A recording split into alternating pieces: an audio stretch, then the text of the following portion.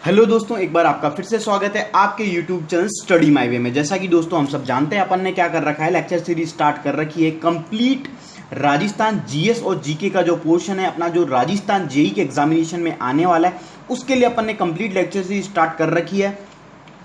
तो दोस्तों I hope आपको वीडियोस पसंद आ रहे होंगे, और दोस्तों वीडियो अच्छे लग रहे हैं और आप चाहते हैं कि लेक्चर सीरीज कंटिन्यू रहे तो आप वीडियो को लाइक जरूर कर दीजिए, और सबसे इंपॉर्टेंट थिंग कि वीडियो को शेयर कीजिए जितना हो सके। अपने आपके जितने भी ग्रुप्स हैं, फ्रेंड्स हैं, उन सब में इस वीडियो को शेयर कर दीजिए, ताकि सारे के सारे स्टूडेंट्स जितने भी हैं वो इस सीरीज का बेनिफिट उठा सके। ऐसा नहीं है कि ये सीरीज सिर्फ राजस्थान जेई वाले बच्चों के लिए। ये आप चाहे आप आरएस का एग्जामिनेशन दे रहे हो, चाहे पटवारी का देने वाले हो, जहां राजस्थान जीके आने वाली है उन सभी एग्जामिनेशन के पॉइंट ऑफ व्यू के लिए इंपॉर्टेंट सीरीज है। तो आई होप दोस्तों आपको चीजें समझ में आ रही होगी।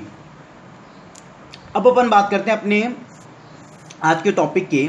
तो अपन क्या पढ़ रहे हैं दोस्तों, राजस्थान ज्योग्राफी पढ़ रहे हैं। राजस्थान ज्योग्राफी में अपन ने 8 पार्ट पढ़ लिए हैं। अपन ने काफ़ी सारे टॉपिक्स कंप्लीट भी कर लिए हैं। अपन ने परिवहन कंप्लीट हो गया, अपना लास्ट वन्य जीव संरक्षण कंप्लीट हो गया। अब अपन बायोडाइवर्सिटी कंजर्वेशन के अंदर क्या पढ़ रहे हैं, जितने भी रिजर्व्स हैं, नेशनल पार्क्स हैं, वो पढ़ रहे हैं। तो आई होप आपने पहले के वीडियोस देख लिए होंगे और उसके बाद आप ये वीडियोस देख रहे होंगे, क्योंकि टॉपिक वाइज चीज़ें कवर होती जा रही है। और दोस्तों ये जो जितने भी वीडियोस हैं, आपको प्लेलिस्ट मिल जाएगी Rajasthan GS GK for JEN RS Patwari, इस तरीके से करके एक प्लेलिस्ट है। वहाँ पे मैं सारे वीडियोस अपलोड करता जा रहा हूँ, तो वहाँ से भी आप इन वीडियोस को जाके देख सकते हैं। ठीक है, अब अपन बात करते हैं अपने टॉपिक की। अपन अपना टॉपिक कौन सा पढ़ रहे थे,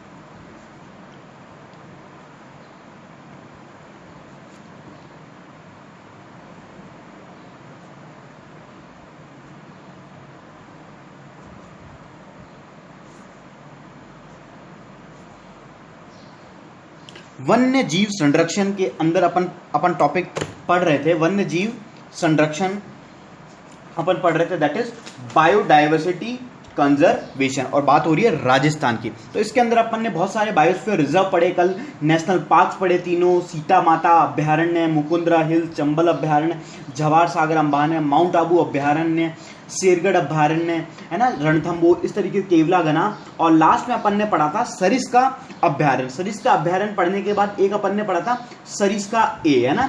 उसकी अपन ने क्या विशेषता पढ़ी कि क्षेत्रफल की दृष्टि से सबसे छोटा वन्य जीव अभ्यारण्य है। ठीक है, अब आज अपन पढ़ेंगे, उसी में हेडिंग में है ना, उसी की कंटिन्यूएशन में, तो वहीं से आप नोट्स बनाइए साथ साथ और लिखिए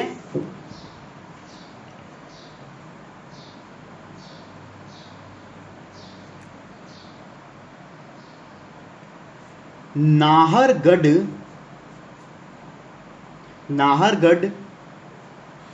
वन्य जीव अभ्यारण्य। तो डालिए नेक्स्ट, नाहरगढ़ वन्य जीव अभ्यारण्य कहाँ पे है दोस्तों। नाहरगढ़ आप सबको पता है, जो भी जयपुर के बहुत सारे स्टूडेंट्स होंगे तो सबको पता है कहाँ है नाहरगढ़, अपना जयपुर में है। अब इसकी विशेषता पढ़ते हैं। विशेषता क्या है, तो अगर इसकी विशेषता को बात करूं तो ये राजस्थान का पहला जैविक पार्क है, इस अभ्यारण्य में स्थित है। जो राजस्थान का पहला जो बायोटिक पार्क और जैविक पार्क लगाया गया है, जो स्थित है, वो किस अभ्यारण्य में, नाहरगढ़ अभ्यारण्य में। तो लिख लीजिए इसको ऐसे। अब छोटे छोटे पॉइंट्स हैं, अब ज्यादा बड़े बड़े अभ्यारण्य नहीं है, है ना। राजस्थान का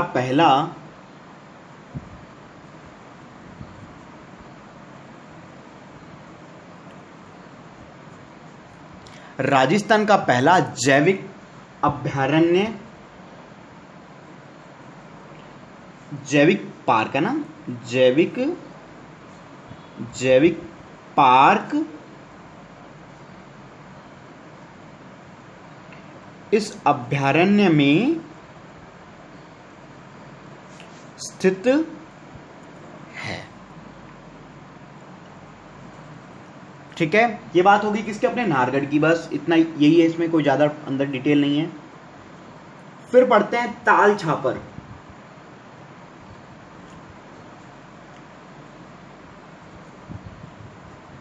ताल छापर वन्य जीव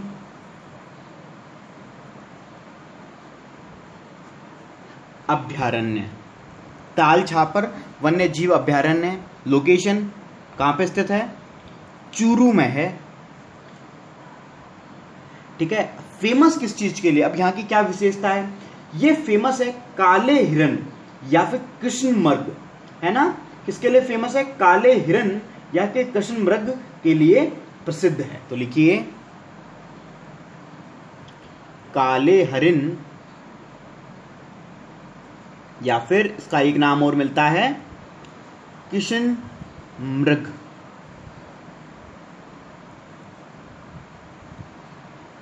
के लिए प्रसिद्ध है। फिर एक विशेषता और है जो अपन ने घासों में पढ़ी थी, मोचिया घास। जो अपन ने पढ़ी थी ना वहां पे मोचिया घास, पिछले से पिछले वाला वीडियो में मोचिया घास। तो जो मोचिया घास प्रसिद्ध है वो कहाँ की प्रसिद्ध है? वो इसी ताल छापर वन्य जीव अभ्यारण्य के प्रसिद्ध है। तो लिखिए मोचिया घास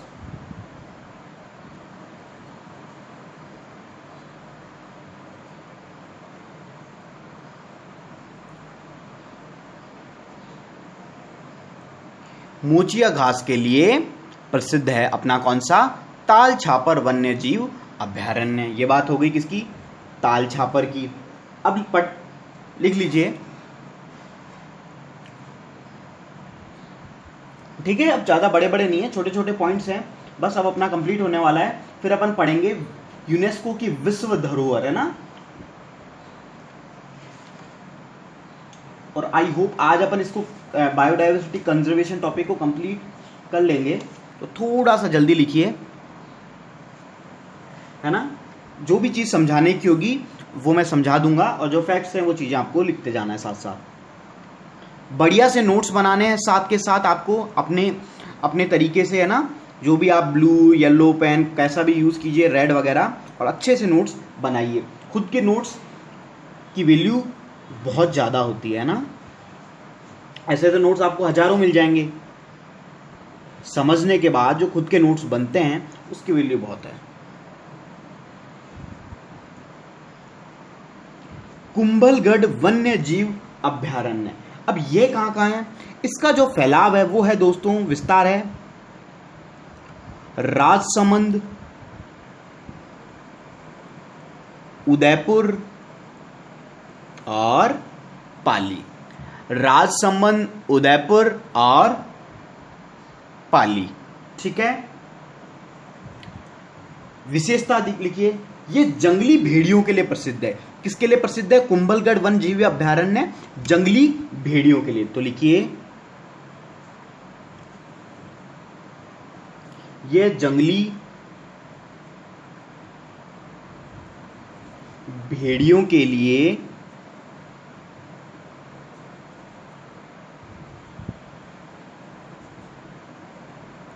प्रसिद्ध है। ये बात हो गई एक विशेषता। दूसरी, जो पाली जिले में जो कुंभलगढ़ अभ्यारण्य है उसमें एक प्रोजेक्ट चलाया गया है जिसका नाम है पैंथर प्रोजेक्ट। वहां पे जो भी पैंथर, जो अपना ये पैंथर है उसका प्रोजेक्ट चलाया गया है। कौन से जिले? पाली जिले में जो कुंभलगढ़ अभ्यारण्य फैला हुआ है, 3 जिलों में विस्तार इसका, राजसमंद, उदयपुर और पाली। जो पाली वाला इलाका है वहां पे क्या चलाया गया है? इसका पैंथर प्रोजेक्ट चलाया जा रहा है। तो लिखिए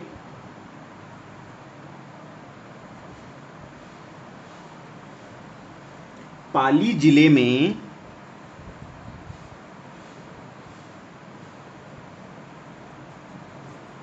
कुंभलगढ़ अभ्यारण्य में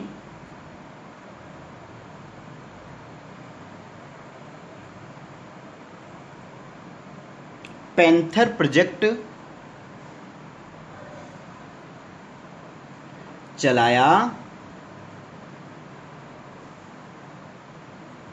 जा रहा है। तो लिख लीजिए आप, कुंभलगढ़ वन्यजीव अभ्यारण्य अपना कंप्लीट। हाँ, एक चीज और रह गई।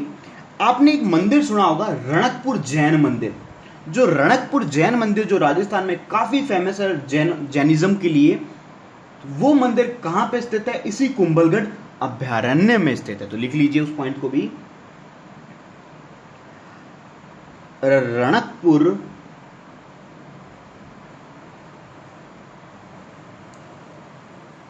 रणकपुर जैन मंदिर, कुंभलगढ़ अभयारण्य में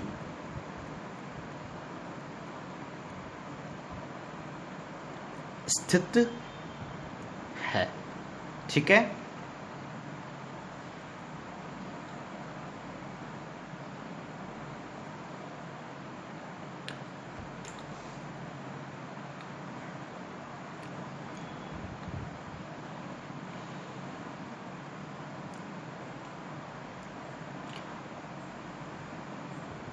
आगे चलते हैं। अगर नहीं लिखा हो तो आप पॉज करके भी लिख सकते हो। आगे लिखिए। अगला है अपना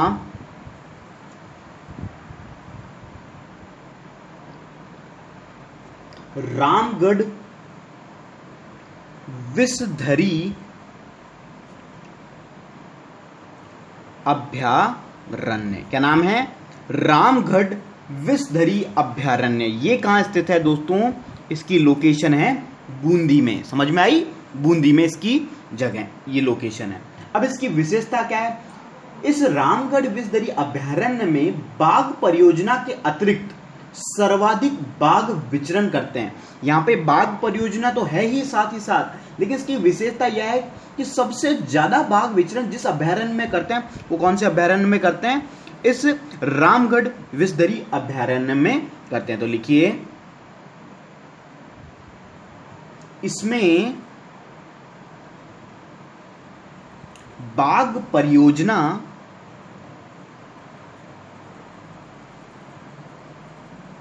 के अतिरिक्त सर्वाधिक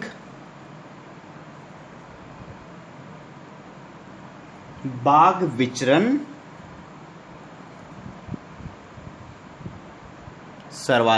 विचरण करते हैं। तो लिख लीजिए इसको। बस अब अपना ये कंप्लीट हो गया है। अब बस कुछ के नाम है और उनकी लोकेशन, इतना ही ध्यान रखना है आपको ना, और इसके अलावा कुछ नहीं ध्यान रखना आपको।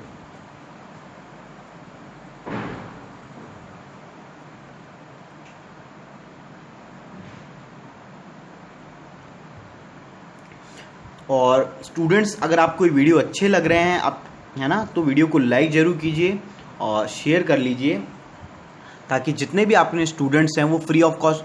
दोस्तों, अपन को क्या होता है ना कि जब भी कोई भी चीज़ कंटेंट अपन को फ्री ऑफ कॉस्ट मिल जाता है, अपन उसकी वैल्यू नहीं करते।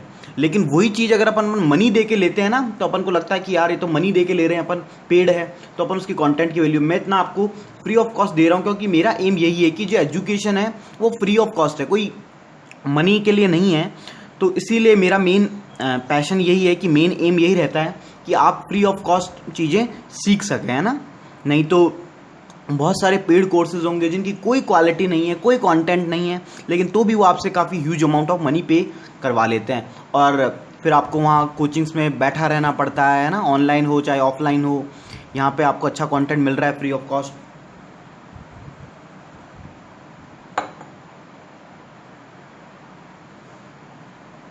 ठीक है, आगे चलते हैं।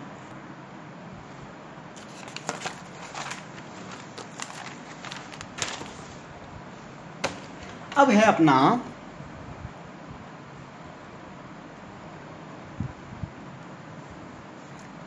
अपना नेक्स्ट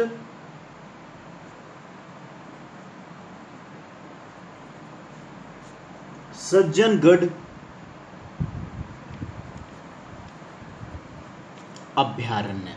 क्या नाम है? सज्जनगढ़ अभयारण्य। कहां पे है? अपना उदयपुर में है, ये स्थित है ना। और पहला जैविक पार्क कहां पे मैंने बताया था आपको? नाहरगढ़ अभयारण्य में बताया था अभी। तो जो दूसरा जैविक पार्क स्थित है वो इसी सज्जनगढ़ अभयारण्य में है। तो लिखिए, राजस्थान का दूसरा जैविक पार्क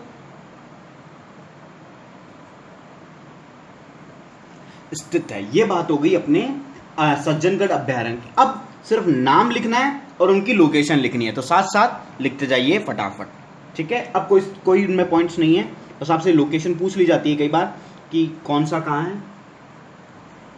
कैला देवी अभ्यारण्य, तो कैला देवी अभ्यारण्य है भाई अपना करौली। ठीक है, राम सागर अभ्यारण्य है अपना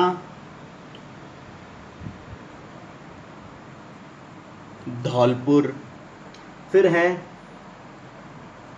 केसर बाग अभ्यारण्य है अपना अगेन धौलपुर। फिर है अपना वन विहार अभ्यारण्य है अपना अगेन धौलपुर।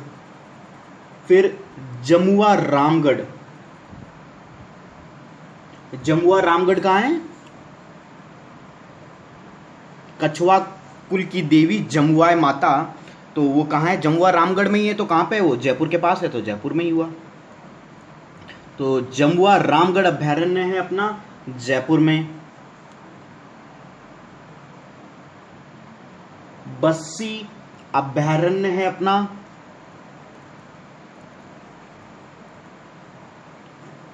चित्तौड़गढ़ में। ठीक है, भैंसरोड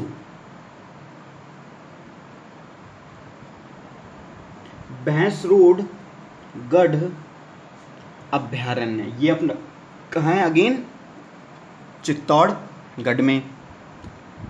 ठीक है, फिर अपना बंद बारेठा, क्या नाम है?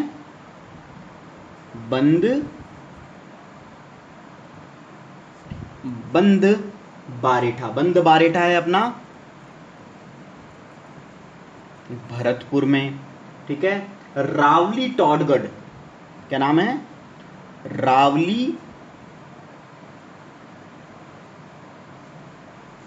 रावली टॉडगढ़ अभ्यारण्य है अपना 3 जिलों में है। इसका विस्तार अजमेर, राजसमंद और पाली। ठीक है, फिर अपना जयसमंद कहाँ पे है? अपना उदयपुर में। तो लिख लीजिए आप इसको।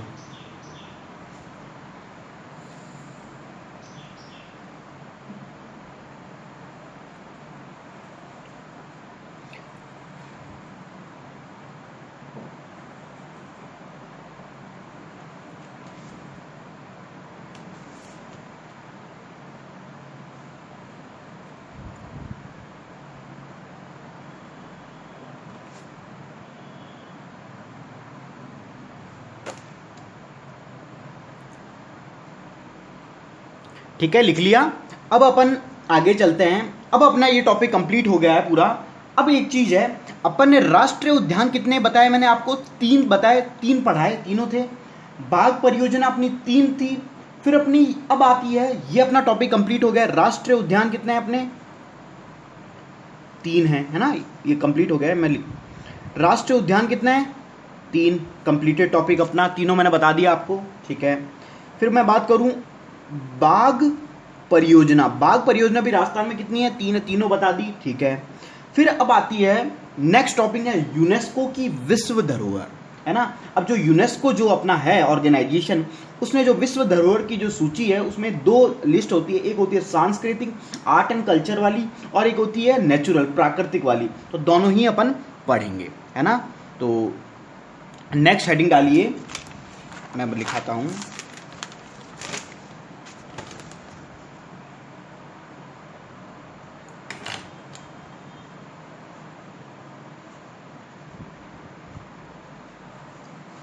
यूनेस्को की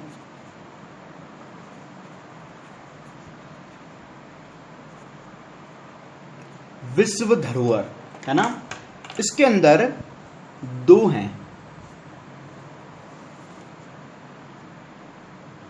एक है आपका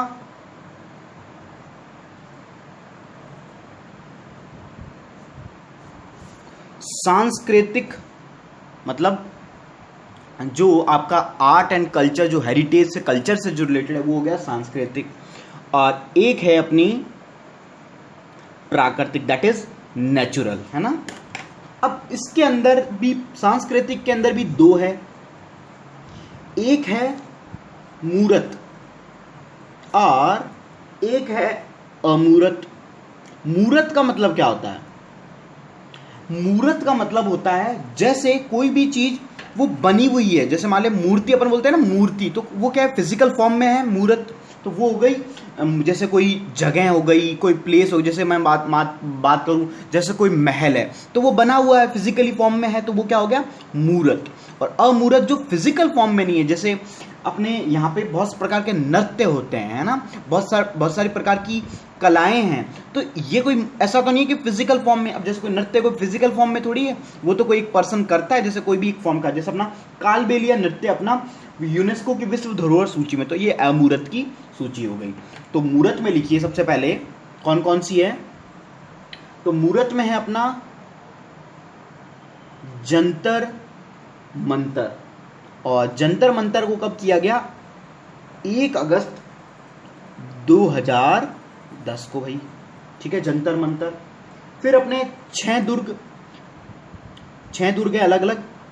देखिए ये जो टॉपिक है, ये जो सांस्कृतिक वाला जो टॉपिक है, ये है अपना आर्ट एंड कल्चर का पार्ट है। ये जब मैं आपको आर्ट एंड कल्चर बताऊंगा, पढ़ाऊंगा, तब वहां पे मैं इनकी एक एक डिटेल में बात करूंगा, भाई 6 दुर्ग कौन कौन से हैं, जंतर मंतर के अंदर क्या क्या विशेषताएं हैं, है ना, और जो भी चीजें होगी, ठीक है। अभी मैं आपको यहाँ पे बेसिकली बता रहा हूँ कि भाई ये होता है। अपन यहाँ पे किसकी बात कर रहे हैं, ज्योग्राफी की बात कर रहे हैं, तो अपन उसी के हिसाब से पढ़ेंगे, ठीक है। 6 दुर्ग। फिर है अपना तीसरा, लास्ट कौन सा जुड़ा है, जयपुर परकोटा, और कब जुड़ा था, पिछले साल ही जुड़ा था, दैट इज 2019 में। ये बात हो गई मूर्त की। अब अमूर्त में बात करूं तो सबसे पहला है अपना काले बेलिया नृत्य। जो अपना कालबेलिया जो डांस है, ये पूरे वर्ल्ड में फेमस है ना। तो इसका कब जोड़ा गया, अगस्त 2010 में इसको जोड़ा गया। तो ये बात होगी मूर्त की, ये बात होगी अमूर्त की। अब अपन यहां पे प्राकृतिक के अंदर अपना है केवला घना पक्षी विहार, और ये कब जोड़ा गया, 1985 में। अब ये टॉपिक आता है अपना किसके अंडर, ज्योग्राफी के अंदर, जो कि अपन ने कंप्लीट कर लिया। ये चीज मैंने आपको वहां भी पढ़ाई थी, तो अपन ने केवला घना पढ़ लिया है, ठीक है। तो ये हो गया यूनेस्को विश्व धरोहर का आपका टॉपिक। अब जो डिटेल में पढ़ेंगे इनके बारे में, मूर्त अमूर्त में जो अपना सांस्कृतिक वाला जो पार्ट है, वो अपन कहाँ पढ़ेंगे, आर्ट एंड कल्चर का जो पार्ट है वहां पे पढ़ेंगे, ठीक है। तो इसको लिख लीजिए आप।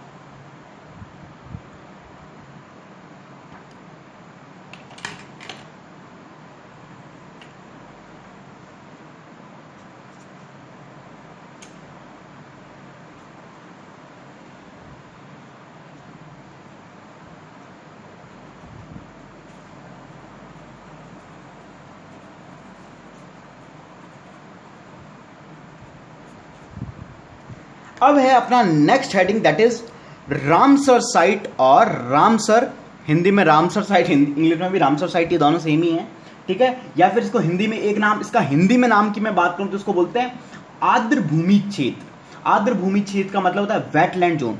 मैंने आपको कल बताया था क्या होता है रामसर साइट, 2 बॉडीज, जैसे मैं बात करूं, ये है अपनी वाटर बॉडी, ये अपना है पानी वाला क्षेत्र, और ये है अपना भूमि वाला क्षेत्र, मतलब लैंड जोन, लैंड बॉडी। तो जहां पे ये कंबाइन करते हैं तो उसको क्या बोलते हैं, वेटलैंड बोलते हैं। तो वेटलैंड से जो संबंधित जो क्षेत्र हैं, जो साइट्स हैं, उन्हें क्या बोला जाता है, रामसर साइट बोला जाता है, या फिर हिंदी में क्या बोलते हैं, आर्द्र भूमि क्षेत्र, ठीक है।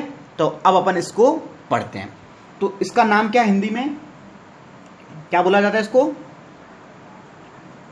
आर्द्र भूमि क्षेत्र, और इंग्लिश वाले लिख लीजिए स्टूडेंट्स आई होप आपको हिंदी इंग्लिश का कभी भी कहीं भी इशू नहीं आया होगा। जहाँ अपन को हिंदी में पढ़ना चाहिए वहाँ हिंदी में पढ़ा, जहाँ इंग्लिश में पढ़ना चाहिए अपन ने वहाँ इंग्लिश में पढ़ा, है ना। तो ऐसी कहीं भी दिक्कत नहीं आई होगी आई होप, ठीक है। तो जिन स्टूडेंट्स को ऐसा लग रहा था ना कि हिंदी में कैसे होगा, तो आई होप वो चीज़ें अब वीडियोस देखने के बाद उनको चीज़ें समझ में आ गई होंगी, ठीक है। आर्द्र भूमि क्षेत्र या फिर वेटलैंड जोन, ठीक है। अब बात करते हैं इसके बारे में। सन 1971 की बात मैं करूं, 1971 में ईरान का एक शहर है रामसर, है ना। रामसर शहर में क्या हुआ, आर्द्र भूमि जो क्षेत्र है, वेटलैंड जोन है, इसको कंजर्व करने के लिए एक पहला सम्मेलन हुआ, एक पहला कन्वेंशन हुआ, सम्मेलन हुआ वैश्विक लेवल पे, ग्लोबल लेवल पे, जिसमें यह समझौता किया गया कि सब अपने अपने लेवल पे रामसर साइट को आइडेंटिफाई करेंगे हर कंट्री और उनको कंजर्व करेंगे। तो कहां पे हुआ, इसलिए इसका नाम क्या पड़ा, रामसर। समझ में आई। रामसर कहां का शहर है, ईरान का एक क्षेत्र है, एक शहर है। और किससे रिलेटेड था ये कन्वेंशन, वेटलैंड जोन से था। तो आपसे क्वेश्चन पूछा जाता है सेंटर के एग्जामिनेशन, जेई के एग्जामिनेशन में भी कई बार पूछा गया है, एसएससी आप देते हो, यूपीएससी लेवल में भी ये क्वेश्चन पूछा जा चुका है। तो लिखिए सन 1971 में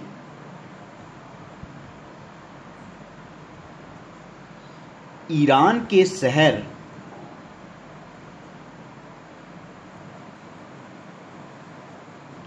रामसर में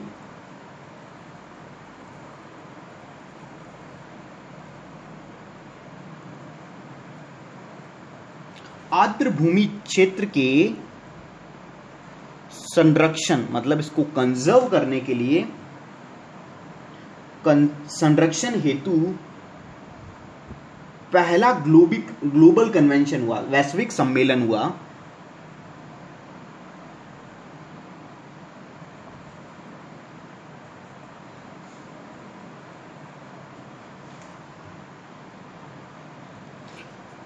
जिसे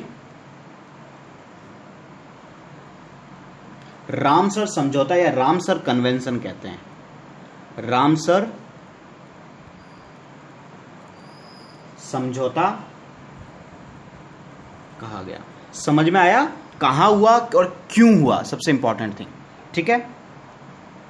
यह बात हुई अपने इसकी, ठीक है। अब रामसर जो समझौता हुआ, लिख लीजिए चलो आप,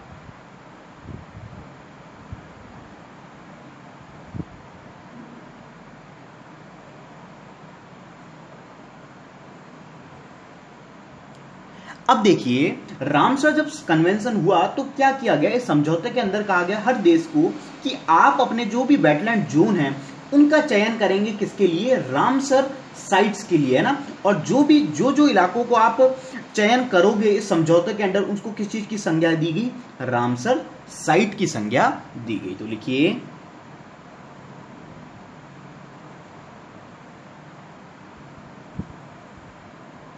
रामसर समझौते के अंतर्गत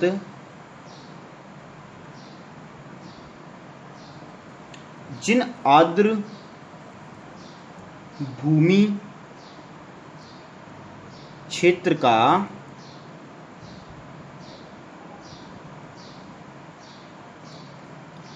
चयन किया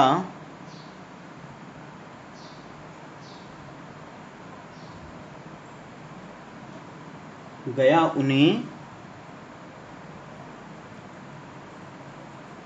उन्हें रामसर साइट की संज्ञा दी गई। ठीक है, समझ में आया किसकी दी गई, ठीक है।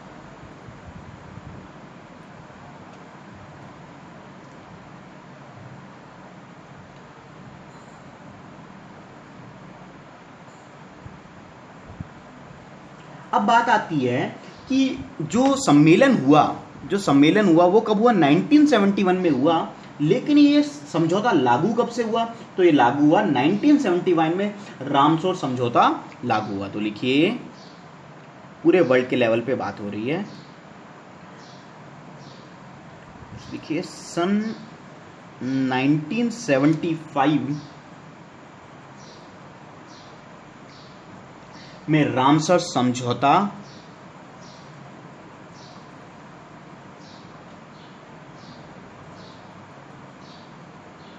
लागू हुआ। ठीक है, भारत में कब हुआ? भारत में हुआ ये 1982 में। इस भारत में रामसर समझौते का सदस्य बना। पहले क्या होता है ना, कोई भी ग्लोबल लेवल पे कोई भी मीटिंग होती है तो अपन को उसको मेंबर बनना पड़ता है। तो अपन भारत इस समझौते का मेंबर कब बना? 1982 में बना। और 1982 में बनने के बाद भारत की पहली रामसर साइट कौन सी बनाई गई? चिल्का लेक को बनाया गया। चिल्का लेक अपनी कहाँ पे है? कर्नाटका में अपनी, सॉरी कर्नाटका नहीं, उड़ीसा में अपनी चिल्का लेक है, चिल्का झील है। ठीक है, ठीक है, लिख लीजिए।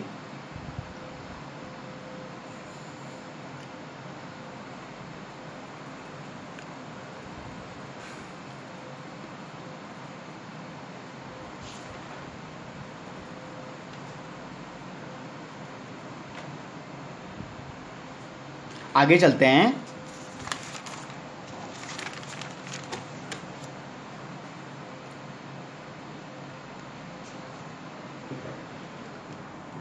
अब देखिए, लिखिए, भारत कब सदस्य बना? 1982 में भारत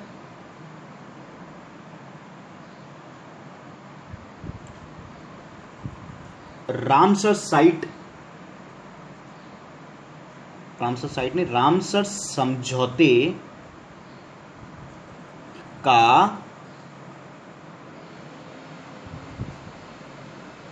सदस्य बना। ठीक है, और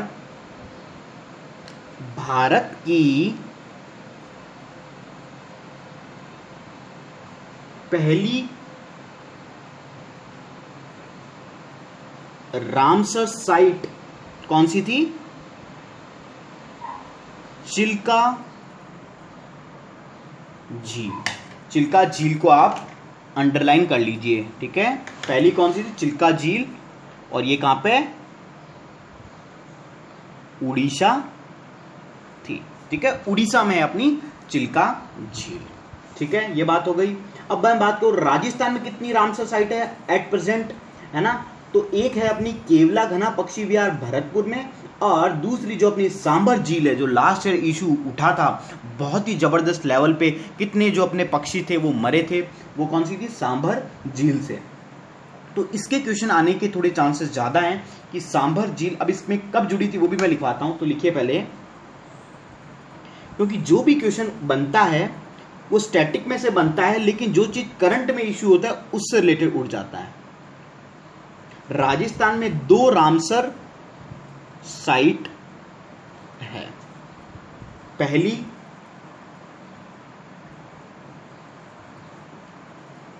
केवला घना पक्षी विहार, कहां पे है? भरतपुर में। और कब जुड़ी? 1 अक्टूबर 1983 को ये बना अपना रामसर साइट में। दूसरा सांभर झील। सांभर झील कहाँ है अपना? जयपुर में। और ये कब बना? जुड़ी 23 मार्च 1990 में ये अपना क्या हुआ? रामसर साइट के अंदर ऐड हुआ। तो आपसे क्वेश्चन पूछा जा सकता है कि भैया 2 रामसर साइट है, केवला घना और सांभर झील, कब जोड़ी गई? तो 23 मार्च 1990 में, क्योंकि ये करंट की चीज है कि भी लास्ट ईयर हुआ है इशू, तो वही कोई भी चीज उठाएंगे तो वो करंट से ही उठाएंगे। ठीक है, तो ये बात हो गई अपनी किसकी? रामसर साइट की। तो अपना ये टॉपिक कंप्लीट हो गया, रामसर साइट। अब नेक्स्ट अपना टॉपिक है कंजर्वेशन रिजर्व। इसकी बात करेंगे अपन। राजस्थान के जितने भी कंजर्वेशन रिजर्व है, वन्य जीव संरक्षण हेतु कंजर्वेशन रिजर्व है, उनकी बात करेंगे। ठीक है, तो सबसे पहले मैं बात करूं, लिख लीजिए, यहां तक लिख लिया होगा, और नहीं लिखा है तो वीडियो को पॉज करके लिख लीजिए। अब बात करते हैं राजस्थान में वन्य जीव संरक्षण हेतु 11 स्थानों पर 13 संरक्षित क्षेत्र की स्थापना की गई और इसे ही क्या बोला गया, कंजर्वेशन रिजर्व कहा गया, है ना। अब अपन टोटल पढ़ते हैं इन अलग अलग जगहों को, ठीक है। तो लिखिए सबसे पहले, इसमें कुछ समझने वाला नहीं है, फैक्ट है। राजस्थान में वन्य जीव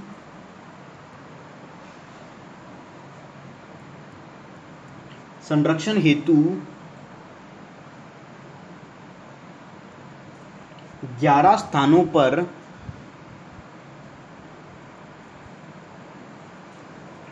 13 संरक्षित प्रोटेक्टेड क्षेत्र की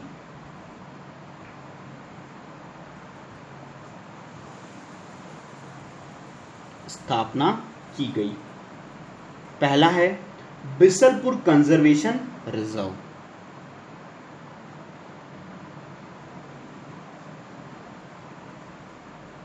बिसलपुर कंजर्वेशन रिजर्व, बिसलपुर कहाँ है अपना, टोंक में। और कब इसे किया गया, 2008 में। अब लिखते जाइए साथ साथ, ठीक है, फैक्ट है सीधा। बिसलपुर, फिर है जोहड़बीड़। तो आपसे क्वेश्चन पूछा जा सकता है कि जोहड़बीड़ कंजर्वेशन रिजर्व कहाँ है, बस यही क्वेश्चन पूछेगा, इनकी लोकेशन, ठीक है। जोहड़बीड़ कंजर्वेशन रिजर्व है अपना बीकानेर में, ठीक है।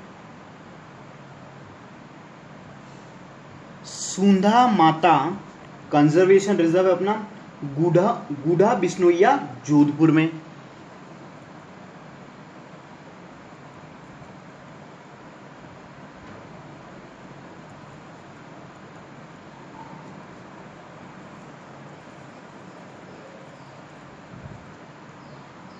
ठीक है, फिर है अपना Shakambhari conservation reserve. Shakambhari conservation reserve है अपना सिक्कर झुंझुनू में, लिखिए साकंबरी माता पे है, हो गया इसका नाम।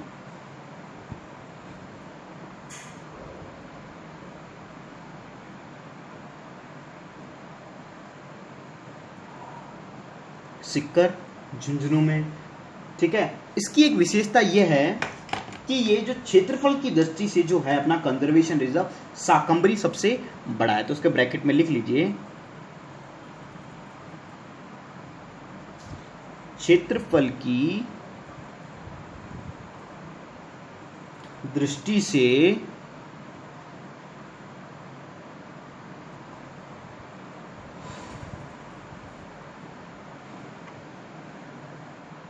सबसे बड़ा।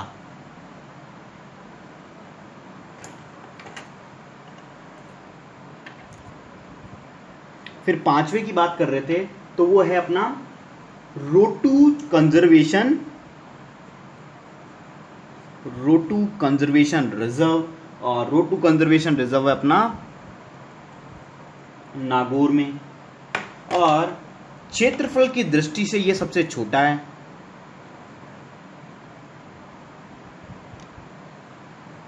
क्षेत्रफल की दृष्टि से सबसे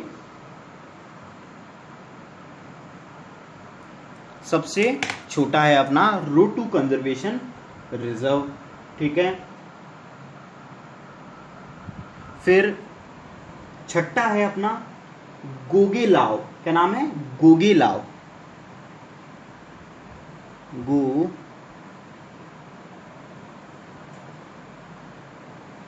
गोगेलाव कंजर्वेशन रिजर्व है अपना अगेन नागौर में। फिर है अपना उमेदगंज पक्षी विहार। उमेदगंज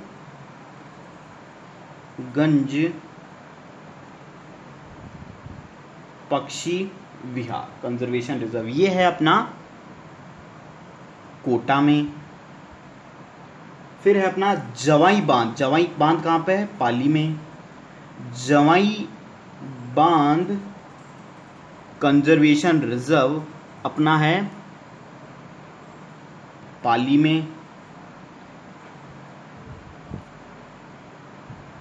फिर है अपना बीड, क्या नाम है, बीड कंजर्वेशन रिजर्व, ये है अपना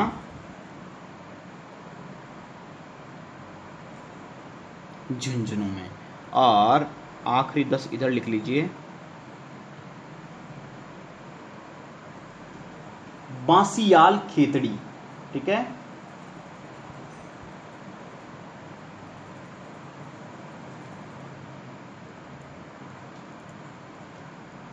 बांसियाल खेतड़ी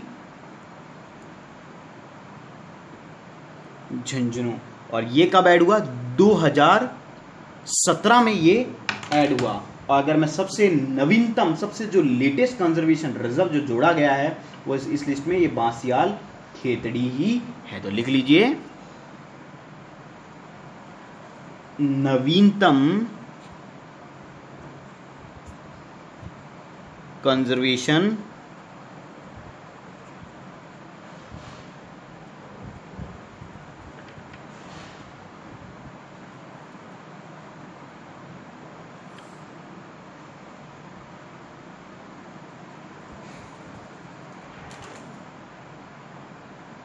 ठीक है, ये अपना कंप्लीट हो गया है कंजर्वेशन रिजर्व का जो टॉपिक है। लिख लीजिए आप,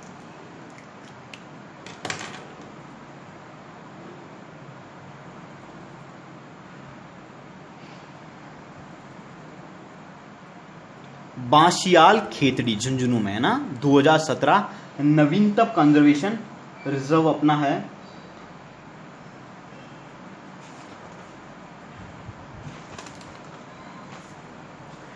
ठीक है, तो दोस्तों ये था अपना कंजर्वेशन रिजर्व तक का टॉपिक कंप्लीट हो गया है। अब अपना थोड़ा सा टॉपिक और बचा है जिसके अंदर अपन क्या पढ़ेंगे, जैविक उद्यान जितने भी हैं राजस्थान में उनके बारे में पढ़ेंगे, मृगवन कितने हैं जो भी हिरन से रिलेटेड है, मृगों से रिलेटेड। फिर राजस्थान के जिला शुभंकर, शुभंकर मतलब होता है प्रतीक, जैसे आपने देखा होगा हर जिले का अपना होता है, जैसे जोधपुर का कुर्जा जो पक्षी है ना, इस तरीके से सब अपने अपने जिलों का होता है ना। बारा का मगर है, कोटा का उदव विलाव है, सवाई माधोपुर का बाघ है, प्रतापगढ़ का उड़न गिलहरी है। मतलब जो भी चीज़ जहाँ की फेमस होती है उसके हिसाब से उसका शुभंकर होता है। वहाँ को आपको वेबसाइट पे भी आपने कभी देखा हो तो आपको मिल जाता है ना। तो ये वहीं से, जैसे जैसलमेर का गोडावन है, क्यों गोडावन वहीं का प्रसिद्ध है, बाड़मेर के मरु लोमड़ी है, इस तरीके से सब अपने अपने स्टेट्स के रहते हैं। जयपुर का अपना चीतल है, सिक्कर का शाहीन है, इस तरीके से जो भी जानवर वगैरह रहते हैं तो उनको शुभंकर बना दिया जाता है। फिर पढ़ेंगे आखेट निषेध क्षेत्र पढ़ेंगे, फिर पढ़ेंगे वन्य जीव से संबंधित जो कानून है उनके कौन कौन से कानून है, बस ज़्यादा उसके डिटेल नहीं कि 1972 में कौन सा आया, 1986 में कौन सा आया, 2002 में कौन सा आया, 10 में कौन सा आया, इस तरीके से है ना। तो आई होप दोस्तों आपको वीडियो पसंद आया होगा, चीज़ें समझ में आई होगी। और दोस्तों सब कुछ समझ में आया है तो वीडियो को लाइक जरूर कर दीजिए, चैनल को सब्सक्राइब कर लीजिए और सबसे इंपॉर्टेंट थिंग आप वीडियो को शेयर कीजिए, जितने भी आपके स्टूडेंट्स वगैरह हैं, फ्रेंड्स वगैरह, उनको ये वीडियो शेयर कीजिए। Thank you for watching our video.